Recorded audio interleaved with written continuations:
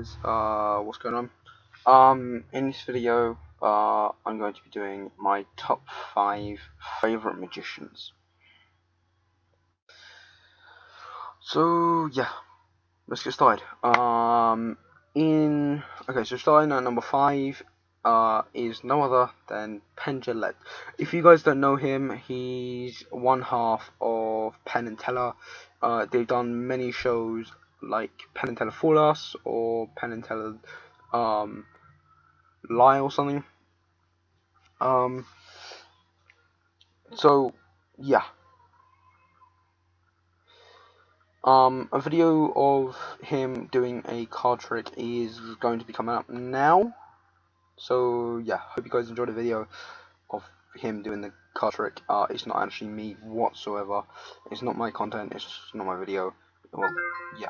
So make sure you enjoy. And yeah. Hi, this is Penn Jillette of Penn & Teller, Las Vegas magician. Did 2 tours of duty on Celebrity Apprentice. I spent some time around Trump. I know the way he works. Penn, you raised a ton of money and a lot of people are going to be very happy with the job you've done. I've just created right now, off the top of my head, a Donald Trump card trick that will illustrate how he's running his campaign. I'm opening this perfectly ordinary deck of cards, and you'll see that they are indeed all different. Now, say the campaign is a card trick, okay? And say the American public have been asked by Trump to pick a card. He fans the cards out like so, and acts like the selection of the card doesn't really matter. It's an old magician's trick. The selection of the card always matters, but you have to be a certain kind of nonchalant if you want to do a force. And say they pick this card right here. Say they pick the Jack of Hearts, and Trump doesn't know that. They then take the cards, they put it back into the deck, okay? That's how the campaign starts. Don't forget it's the Jack of Hearts. It's somewhere in the middle of the deck. He then gives the cards a shuffle while he's talking. Now, the pattern does not matter. You can say absolutely anything that pops into your head. Let's say, I got a perfectly ordinary deck of cards here, and Mexicans are rapists. Then you shuffle a little bit more, and you say, I still have a perfectly ordinary deck of cards here, and no Muslims come to our country.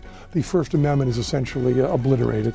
Then he gives him another little shuffle and puts in a little bit more misdirection. Shoot somebody and I wouldn't lose any blood coming out of her. Lee Harvey Oswald. I don't remember. Saying stuff like, soldiers who've died in battle, their parents better not attack me. Probably maybe she wasn't allowed to have anything to say, you tell me. And when election time comes, after all this mixed direction, all this shuffling, all the handling of the cards, he then has the card on top.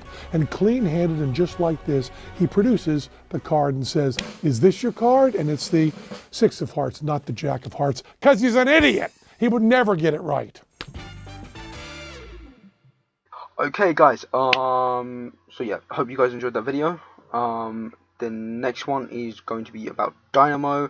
If you don't know who he is, he's a street magician that does like all different card tricks in that. He also has done publicity stunts. He's also been on many different interview shows and all that. So yeah, hope again, this isn't my video. Like the video that I'm about to show, it's not my video. It's not my content or anything. It all belongs to him. It all belongs to the people that uploaded this. So yeah, hope you enjoy the video.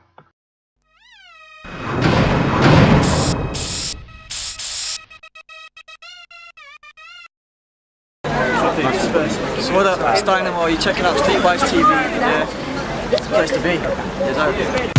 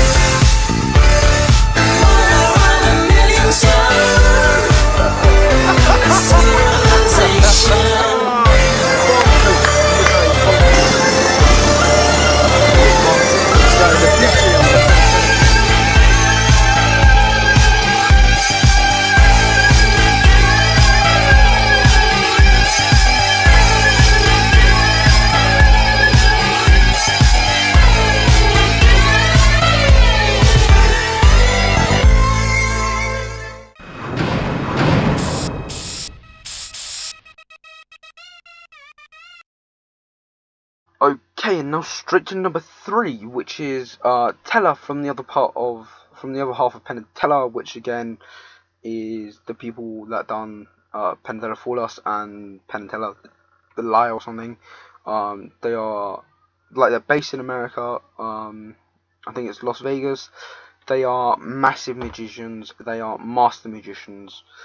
So yeah.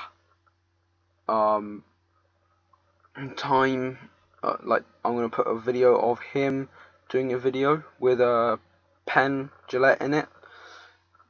With him in it, with Penn Jillette in it as well as Teller. So yeah. Hope you enjoyed the video. Of course, it's not my video, it's theirs. It's their content, not mine.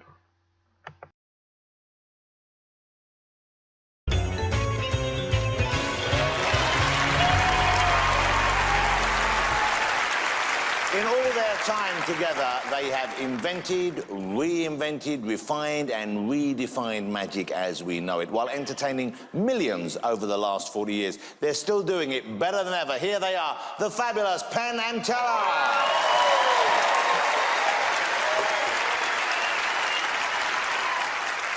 There's a kind of magic called gospel magic.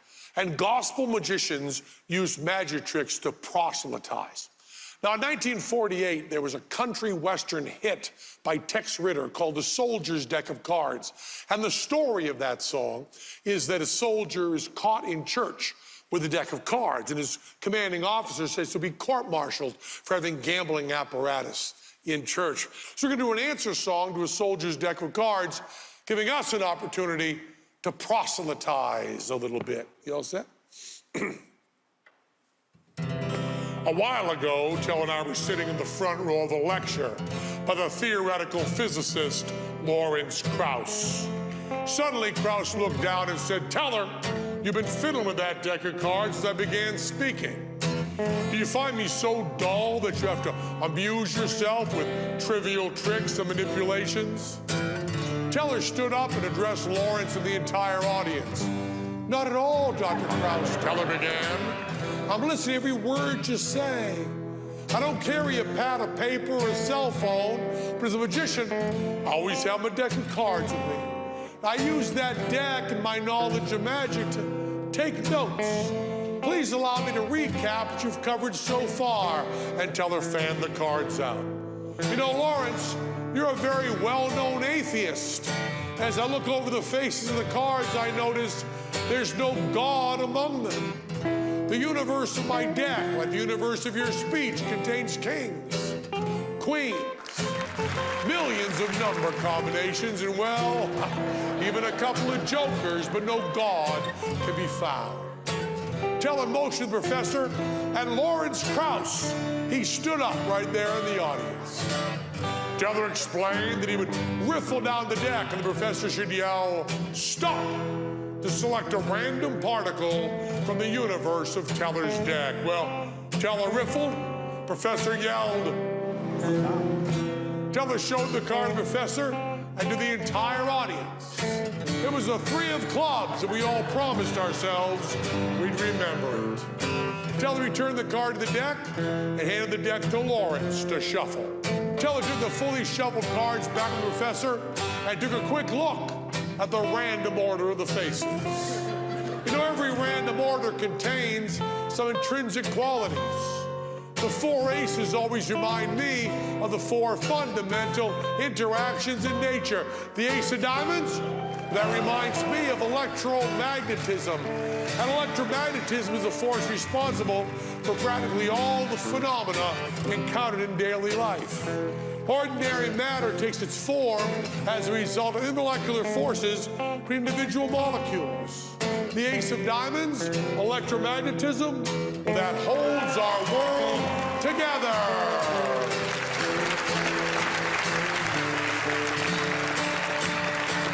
The other force encountered in daily life is gravity, the ace of hearts, which individual particles attract with a force proportional to their masses.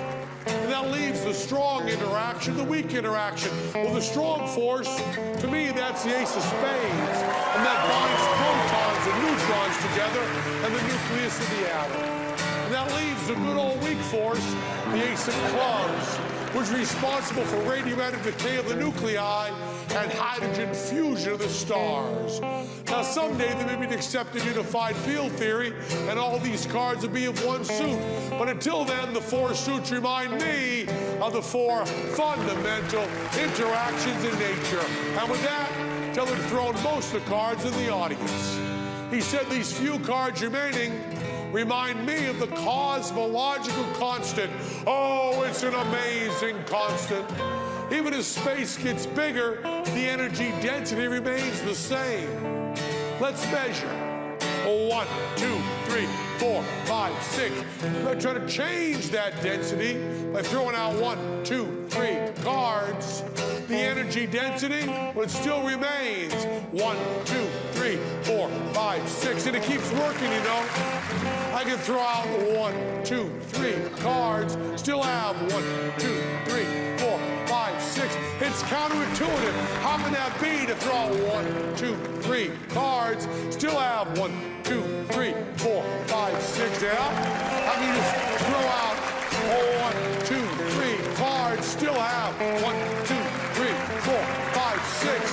I can do this forever, man. Draw 1, 2, 3 cards, still have 1, 2, 3, 4, 5, 6.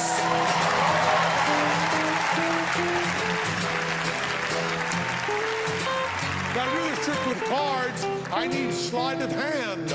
But the cosmological constant is really the way energy density of the universe works. I'm more amazed than any fiction or magic trick until I reached in his pocket. He pulled out a balloon. He began blowing it up as he explained. This brings us to the forefront of science, the Higgs boson.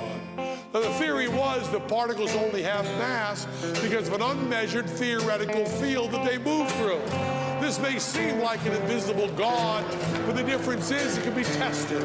The Large Hadron Collider tested it, and it sure looked like they predicted Higgs lasted for a billionth of a billionth of a second before going poof and leaving behind the telltale signature of our freely selected 3 of clubs, which lasted just long as we measured before vanishing. Teller took a breath. He said, "Let my hands represent quantum nothingness." Professor Lawrence Krauss looked, and he said, "Teller, please, just sit down and shut up."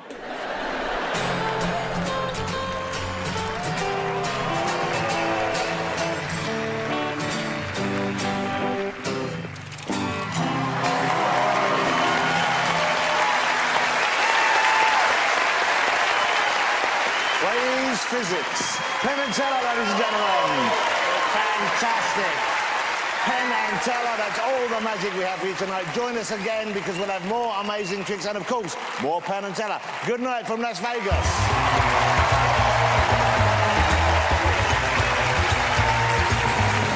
Okay, and now we're going into number 2 with the best stage magician that does mind reading mostly. And just by saying that, most magicians will know who I'm talking about. He is amazing. He is a mind reader. He is a mentalist. He is a hypnotist. He is Darren Brown. So yeah, I'm not actually going to put any hypnotism videos or that or mentalism videos on of him. I'm actually going to do the only really card trick I can find of his on YouTube on. So again, it's not mine. It's not. It's his content, it's his video, he's the one that edited it, I think. So, yeah, hope you guys enjoy, and again, know my content. Performing the magic for me is not about convincing anyone I have amazing abilities. It's about providing a journey, which comes to a place where the brain starts spinning. And of course, the best brains spin the most. So I understand you are a bit of a magic fan, and that you are or were something of an amateur magician. Yes, when I was a boy, I used to get all those wonderful books, all those books on card magic in particular. card and coin magic. I've never been a great one for display and cabinet magic, for large lacquered boxes and disappearing women. Oh, do light up, by the way. Thank you, I'd love to. It's interesting that magic does seem to appeal to creative and often quite isolated teenage and kids, a young mentality.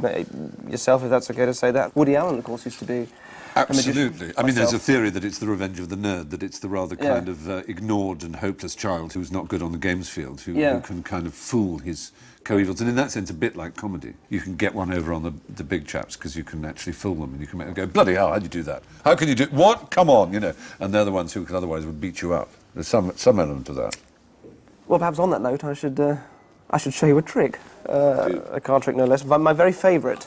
I'm going to spread the cards out on the table and ask you, Millie, to look down and remember one card, and to really burn the image of that card in your mind. So, for example, it was the 3 of hearts, then you see a big 3 and a big heart, and burn that into your head. Please don't now go for the 3 of hearts, but any card you like. Are you ready? Yep. I'll look the other way as you do it, so I don't sort of catch a glimpse of where you might be looking. Got one? Yes. Yes, marvellous, thank you so much. Right, thank you. Now, if you look at me, and in your mind, not out loud, obviously, just repeat that card to yourself over and over again. Just over and over again, like King of Diamonds, King of Diamonds, King of Diamonds. Shut up! Was that it? Fuck off! Thank you so much. Bloody hell. Sorry, there's a rather extreme reaction, but that is extraordinary. That was a charming reaction. That's quite brilliant. Thank you. Quite brilliant. Actually, a little more difficult than I thought. Do you know why? Why is that? Well, there is no King of Diamonds in there. No, there was. There was a, I'm trying to remember, where was it? In the middle somewhere? Or Yeah. about a third of the, no, Yes. there's a King of Hearts, I believe.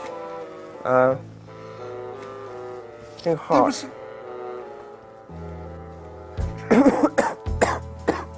Oh, for God's sake! Excuse me.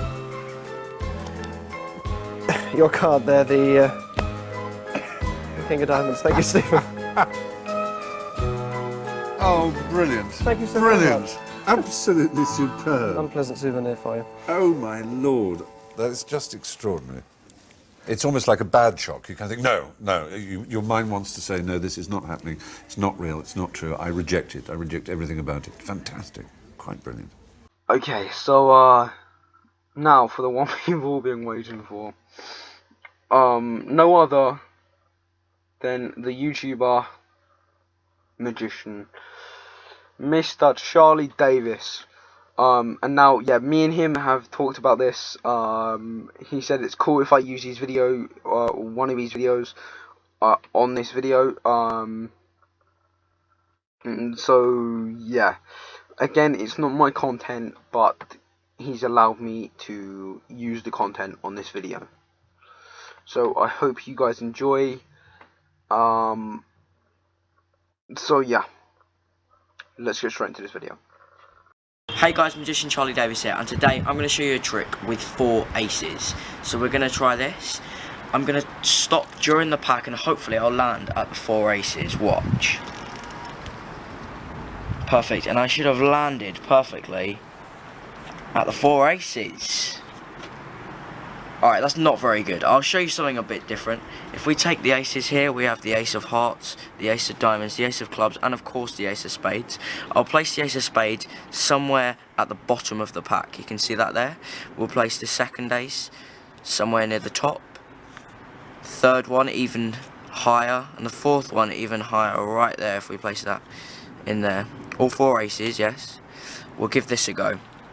If I push the first ace in, and it just goes flush with the pack, you can see just in that motion, because it's a flick up motion, the ace actually jumps to the top. Look, watch, I'll show you that again. If we take the ace, I'll leave that just sticking out.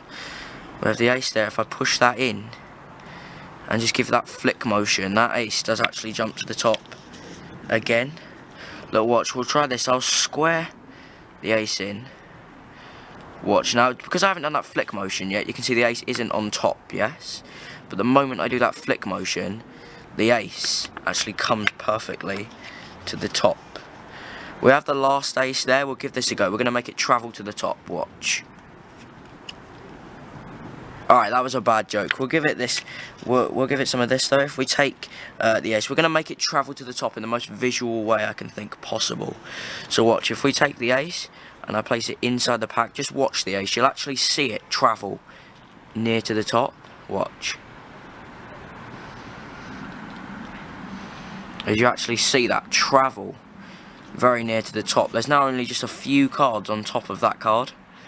You can see this right here. We'll leave it face up actually. You'll actually see the moment it jumps to the top on 3, 2, 1. As that ace just jumps to the top right there, we have all 4 aces. No other cards in the pack. Just those 4 aces right there. No other aces inside the deck. Thank you so much for watching. I hope you enjoyed this video. There should be a card coming up about now to another video. Make sure you go and check that out and subscribe for more content. I post content very, very regularly, and I will see you guys in the next video. I hope you enjoyed. If you did, please leave a like and a comment. It helps me out a lot. Thank you very much.